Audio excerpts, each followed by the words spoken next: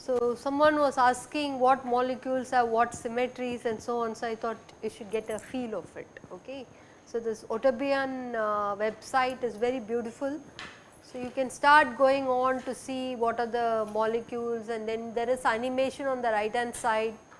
You can do the animation to see whether it has any other, this is the C2 symmetry, where if you keep track of one, you can see that it goes to the diagonally opposite point and so on.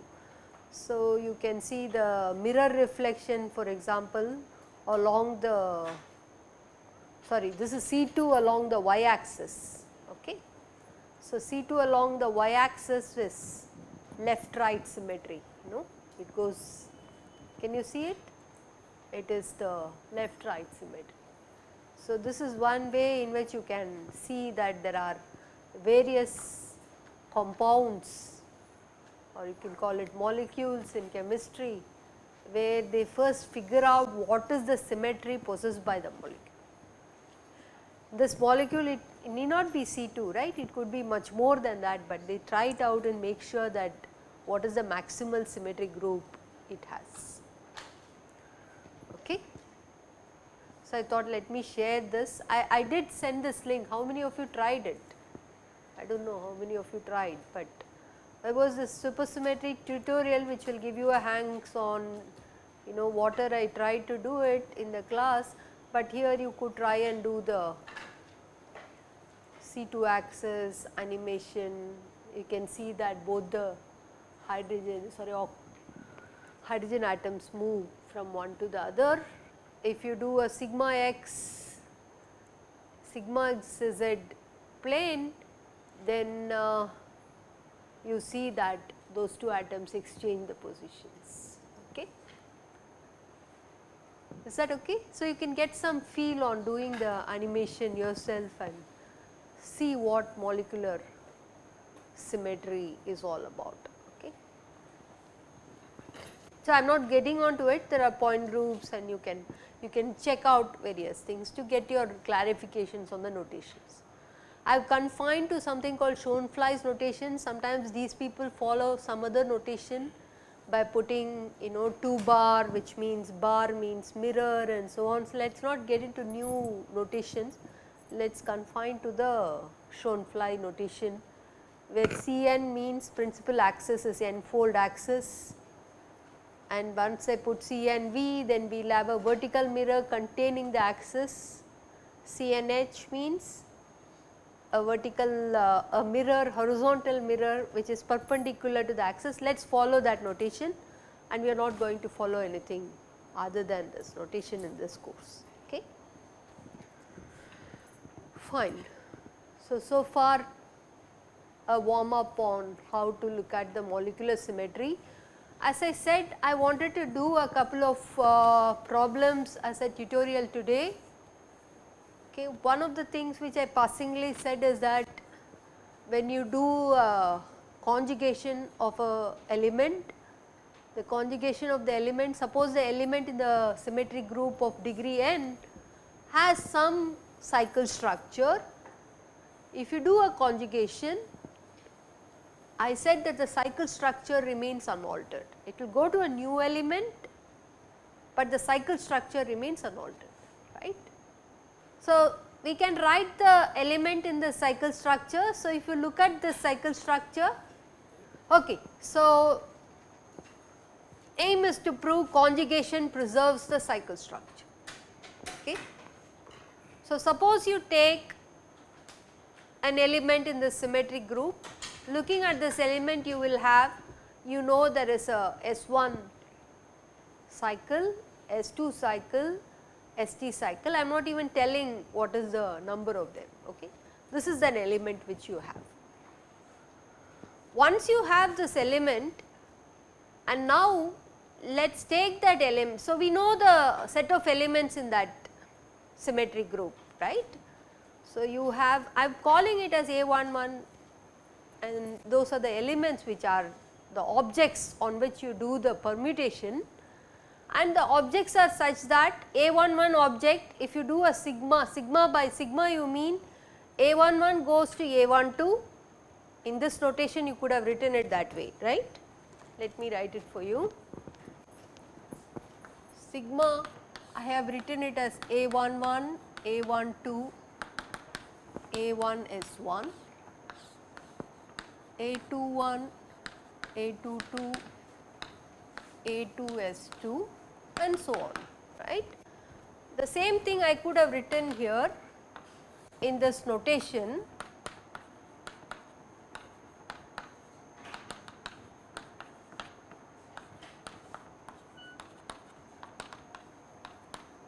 Only thing you have to remember is that this cycle structure means this group element is A11 will go to A12, A12 will go to A13, right, and then A1S1 will go to A1, clear, and similarly A21 will go to A22, A23 and this one will be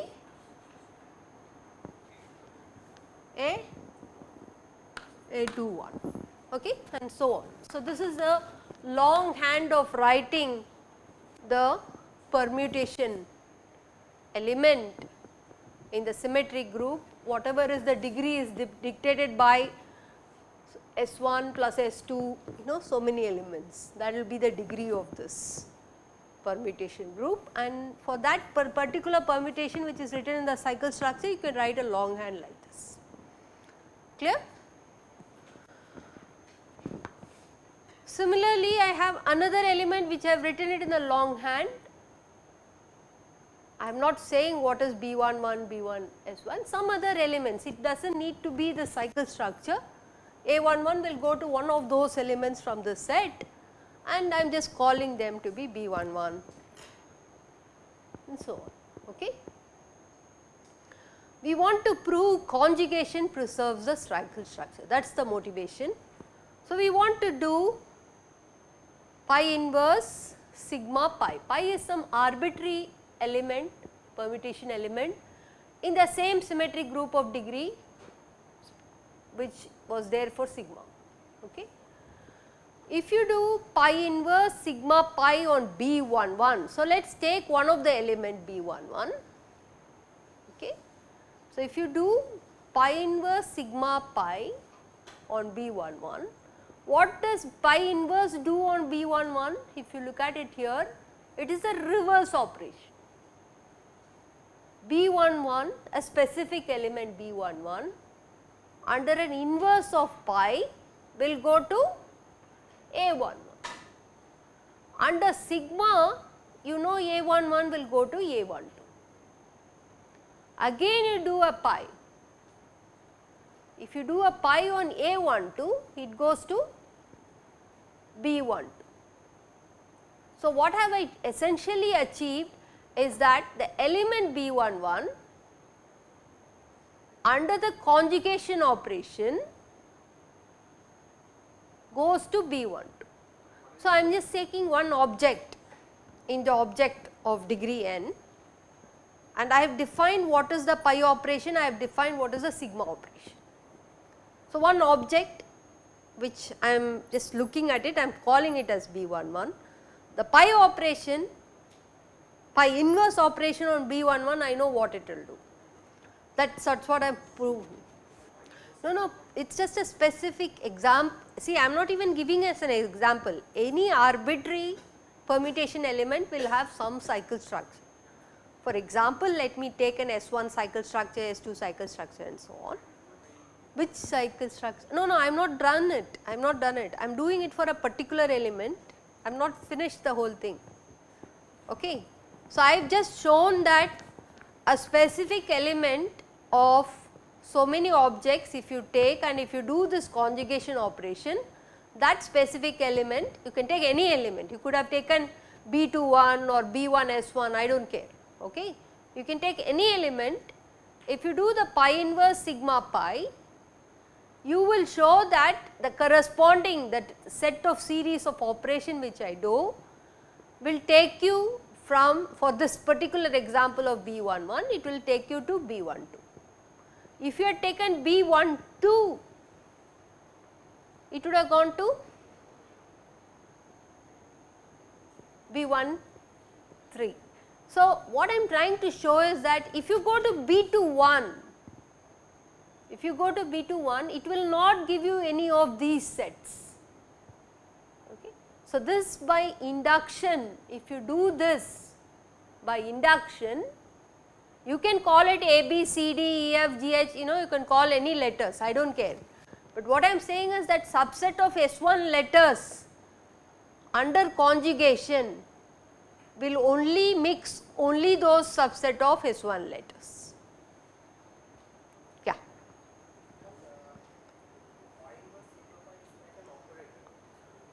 It is an operator you can take. I have n objects and I do pi inverse on that n object, and then I do a sigma on the modified n objects. That modified n is permutation of those n objects, and again a pi on it.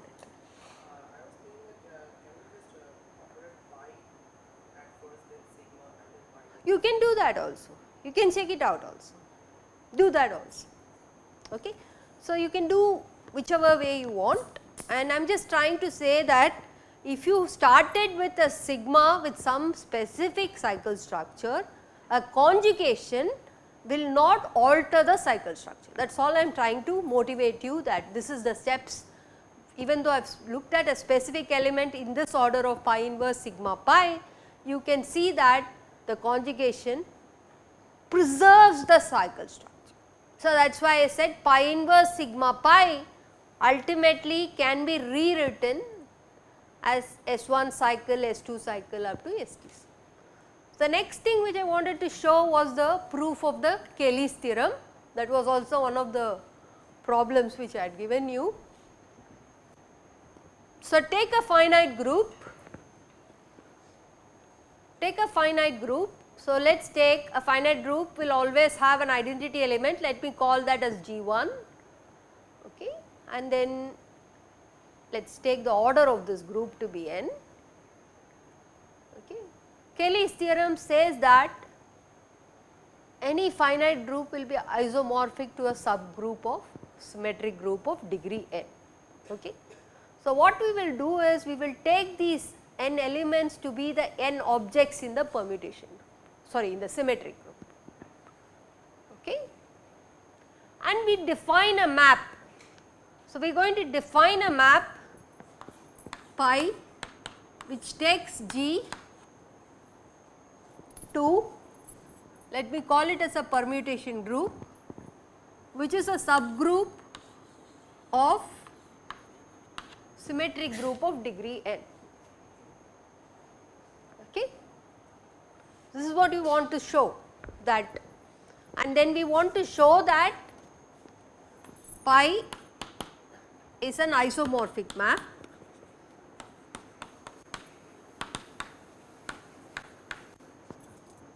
Okay. If we can show this, then we have proved Cayley's theorem. So, I have defined for you a pi subscript G by definition is take the set of all the elements in that group G to be the objects in the permutation group, which is getting permuted. If you multiply G1 with G, you will get some element which belongs to the same set, you all agree, right? That is the definition of the group. So, I am defining pi G to be G1 times G, G2 times G and so on. Now, I will leave it you to do pi G1, pi G2 or pi pi G, pi H and show that to be pi GH. Okay. These things I want you to check.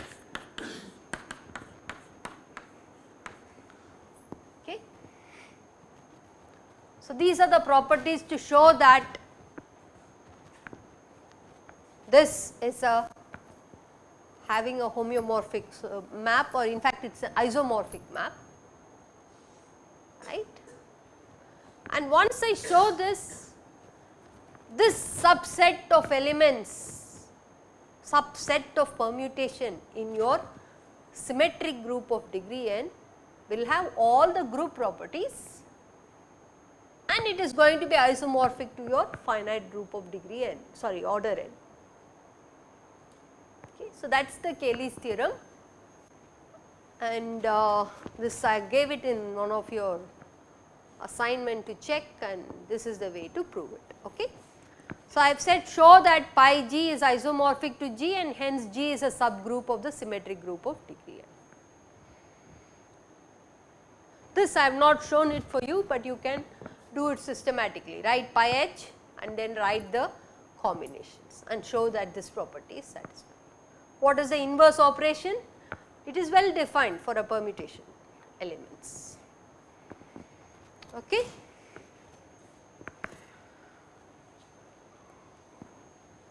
Okay, so the other question which I had asked, so there was a typo, this should not be S4, it should be symmetric group of degree 4, okay. Just correct it. So, every symmetric group, for example, we are taking a symmetric group of degree 4, 4 objects. I have given 2 subgroups, okay. One subgroup is where you take 1-2 cycle and a 3-4 cycle, and you can write V involving, it should form a subgroup, which means just with 1, 2 and 3, 4 it will not be enough, right. Why? The set should be, if you write a V as identity 1, 2, 3, 4, is this a group? It is not a group because it is inverse, 1, 2 square is identity, it is okay. 3, 4 square is identity, but I should also allow properties where I multiply arbitrary elements and it should be in the set. That will not happen. So, you will have 1, 2, 3, 4. Anything else? This square is also identity. So, this is definitely a subgroup of your symmetric group of degree 4, right. But is it an invariant subgroup? If it is an invariant subgroup, what do we have to show? If you take 1, 2 element and a G and a G inverse, what should you get? Has to be some element from the set, okay. I am not even saying, so let me call that element as some element H, which is an element of V for all G, which is an element of symmetric group of degree 4. This happens, then you will call V as a invariant subgroup, okay. So, you have to check, but I am trying to tell you that if you do this, you will find that this is not same as, this is not satisfied, okay. So, which means V is not an invariant subgroup,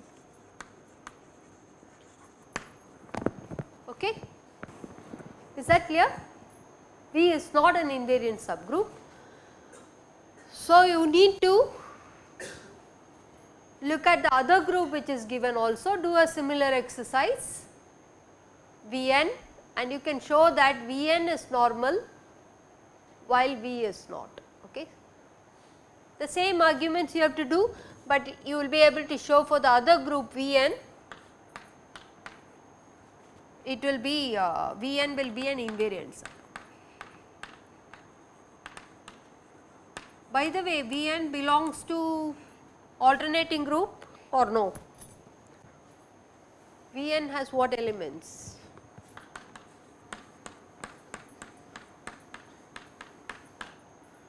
1, 2, 3, 4, 1, 3, 2, 4 and 1, 4, 2, 3.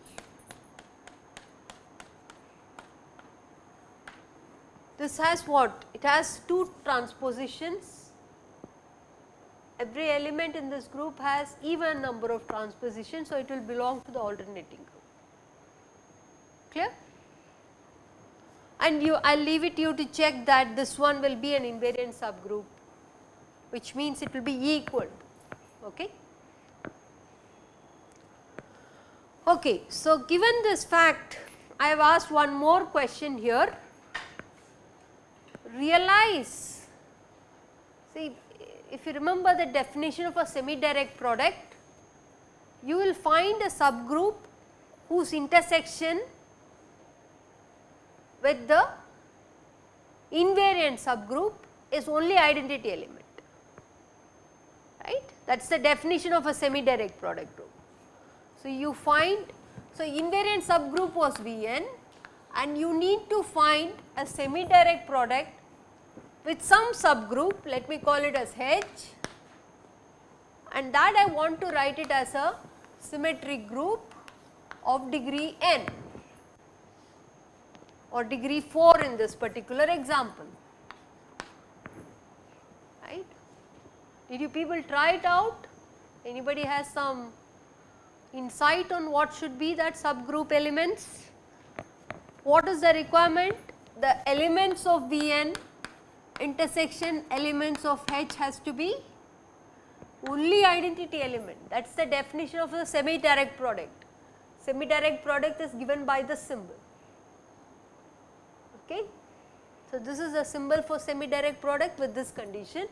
Then you are asked to find a subgroup H or another subgroup such that the semi-direct product gives you all the elements of that symmetric group of degree 4. How many elements are there?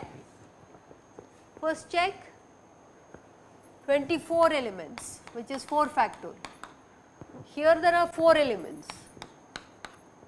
How many elements should be here? Semi-direct product. What is the order of a semi-direct product? If you take G1 and G2, if you do direct product, what is the order? Multiplied. What happens to the semi-direct product? It will also be multiplicated. What is the change? Right? That will also be multiplicative. So, which means this group should have order equal to 6. That is the first thing, right. And then you figure it out, what are the elements which you can write. Okay. Other thing is it is a symmetric group of degree 4. It has even permutations and odd permutations. Vn has only even permutation. So, which forces you to have at least some elements which are odd permutations, such that one odd multiplied with even will give you other odd elements, right. But you should also get other even elements, which means you should have even elements also in the group H, whose intersection with Vn is null, except identity nothing should be there. You agree? So, these are the things we observe. Observations are H must have odd permutation elements,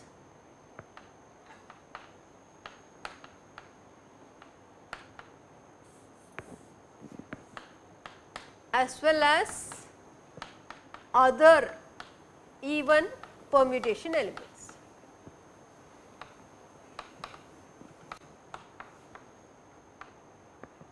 Okay. So, that is the first observation we can make. So, using this let us start generating. So, let us write H to be identity, let us write 1 2. If I take the 1 2 with this 1 2, 1 2 squared is identity, 3 4 is generated. So, I do not need to write 3 4. Is that clear? So, what I have to do is I have to generate things which are cannot be generated from here, that is 2 3 and what else? So, with this you have these 3, you also get various here from 3, 4, 2, 4, 2, 3. Okay. So, that is one which you can kind of guess. I should also remember I should not exceed 6. I should also make sure that this forms a group, right. So, forming a group means what? Product of these transpositions should also belong to this set, right. 1, 2, 1, 3 will be product of 2 transposition will give you a 3 cycle, right. And completely you know it is like the symmetric group of degree 3, 1, 3, 2. By now all of you should be comfortable with the cycle structure notation or the other notation. The intersection of this with this is only identity element. I have not still shown whether it will generate all the elements, but you can check in random, can you get a 4 cycle out of this. Okay, so I will leave it to you to check if you want to get 1, 2, 3, 4. You have to pick one element from here, pick one element from there such that the product will give you 1, 2, 3, 4. Okay. So, just check in random and see whether you can also generate the, you have to get all the 24 elements. This is definitely a subgroup. Symmetric group of degree 3 is a subgroup of symmetric group of degree 4, where you do not touch the 4th object, right. You do not need to permute the 4th object, 4th object can just remain itself and you permit only the 3 objects. But what I want you to check is that the semi-direct product will give you all the 24 elements for this particular case, and this is the way one should go about reasoning it. Okay.